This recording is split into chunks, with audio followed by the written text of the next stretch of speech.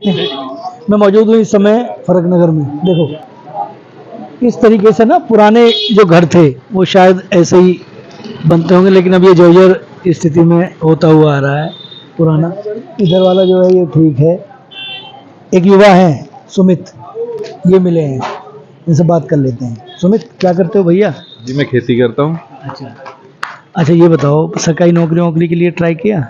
बिल्कुल किया था, एक दो बार नंबर भी आया था, लेकिन वो घर से दूर था, परिवार ने उसकी इजाज़त नहीं दी, तो सोचा अपने परिवार के साथ ही रहना अच्छा है तो खेती कर लेते हैं। बाकी धन माया तो सब मोह माया है, साथ कुछ नहीं जाना। मोह माया है। सब मोह माया है। लोगों को लगता है कि मैं पैसे कमा लूँ। आज के टाइम में पैसे की ज़रूरत जो है ना लोगों को, वो ज़रूरत से ज़्यादा सुख सुविधाएं प्राप्त करने के लिए पैसा कमाना चाहते हैं। बड़ी गाड़ी चाहिए, बड़ा घर चाहिए, एसी चाहिए, इन चीज़ों के पीछे भग रही है जनता। लेकिन सबसे ज़रूरी जो चीज़ है वो है स्वास्थ्य। अगर आप गांव में रह के शुद्ध खाना खाओ और स्वस्थ रहो, उससे बड़ा जीवन नहीं है। और अपने परिवार को संजो के रखो, अपने परिवार की सेवा करो, जिसकी वजह से तुम्हारी धरती पर हो। पैसे का क्या है?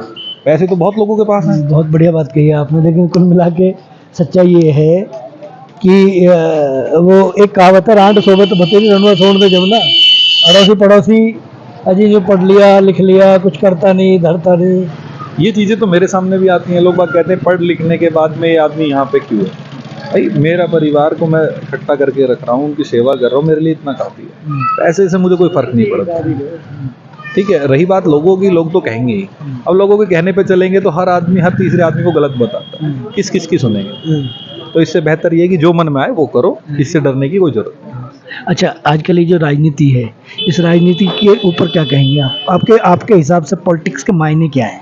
देखिए मेरे हिसाब से पॉलिटिक्स एक पहले के टाइम में होती थी लोगों की सेवा करने का। आज के टाइम में पॉलिटिक्स है पैसे कमाने का एक सबसे बड़ा जरिया। पैसा और नाम, दो चीज़ों के पीछे लोग पागल हो रखे हैं। और मैं ये कहता हूँ कि लोग बात कहते हैं कि बीजेपी कहती है करप्शन खत्म कर देंगे, कांग्रेस कहती है करप्शन खत्म कर देंगे, या बसपा या सपा जो भी कहते हैं, पैसे सब लेते हैं, सब खाते हैं और सब ही पैसे कमाते हैं। कोई वो वाली बात है कि जोड़ में, तो उसमें कहते हैं ना लंका में सब 52 गज के, कोई काम नहीं है। हाँ ये जरूर है, कोई कम है थोड़ा, कोई थोड़ा ज्यादा। इस समय तो रामराज चल रहा है। कहीं राम राज्य नहीं है, सब पैसे के पीछे पागल है। बीजेपी अपने जो लोग हैं उनको बचाती है और ईडी से लोगों को डराती है। कर नहीं रही है बीजेपी। अगर मैं तो ये कहता हूँ कि विपक्ष भी मजबूत होना चाहिए। विपक्ष अगर मजबूत होगा तो लोगों को तानाशाह होने से रोका जाएगा। तो विपक्ष अगर मजबूत रहेगा तो तानाशाही नहीं हो पाएगी। अब आप ये लगा लो कि कांग्रेस के और बसपा के सपा के सभी के कार्यकर्ताओं को बीजेपी अपने में मिलाती है और ईडी का डर दिखा रही है। ये तानाशाही नहीं है। और ऐसा क्या है कि जो वो बीजेपी में पहुंच जाते हैं तो साफ हो जाते हैं। कौन सा डिटर्जेंट है मालिक जो सबको क्लियर कर रहा है? हमें भी तो कोई बताए कि आज तक तो तुम पे करप्शन के इल्जाम लग रहे हैं, ईडी तुम्हारे घर पे रेड डालने आ रही है, कल तुम बीजेपी में जाओगे बिल्कुल साफ सुध हो जाओगे।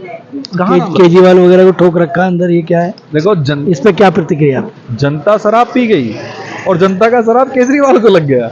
वो अब जेल में है क्योंकि 1 get 1 free, buy 1 get 1 free में कितने लोगों के घर के नाश हुए तुम सोच नहीं सकते। बहुत लोग मरे हैं उस खराब शराब की वजह से। कितने लोगों ने अपनी जान गंवाई है, कितने घरों में दिए बुझे हैं, इसका किसी को अंदाजा नहीं है। बहुत लोग उस गंदी शराब के कारण मरे हैं। तो केजरीवाल को तो शराब लगा है उन लोगों का। अच्छा, क्या लग रहा है आपके इलाके में? क्या लग रहा है? कुछ कमल चल रहा है? क्या चल रहा है? क्या लगता है? हालांकि पूछना तो नहीं चाहिए पर, लेकिन क्योंकि राजनीतिक विश्लेषक हो आप, एक अवेयर व्यक्ति लग रहे हो मुझे, क्या लग रहा है माहौल? देखिए माहौल बीजेपी का है, लेकिन इस बार डॉली शर्मा भी बराबर टक्कर पे आएगी। मैं ये नहीं कह रहा कि बीजेपी हार रही है, मैं ये कहूँगा कि डॉली शर्मा और बीजेपी बराबर टक्कर पे आएंगे इस बार।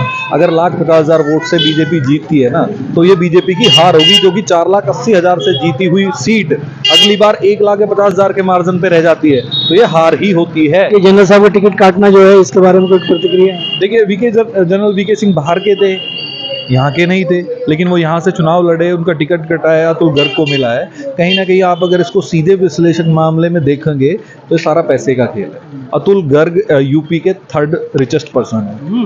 हाँ, और उनने पैसे दिए, टिकट मिला, चुनाव जीतेंगे।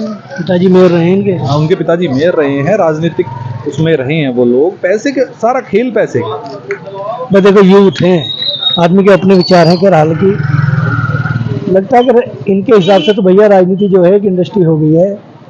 रुपया अगर कमाना है तो बढ़िया से गाड़ी घोड़ा है ना मेंटेन करके कलफ वलफ पहन के टनाटन एकदम बढ़िया। इस वीडियो में इतना ही। नमस्कार। ये कुछ और कहना चाहते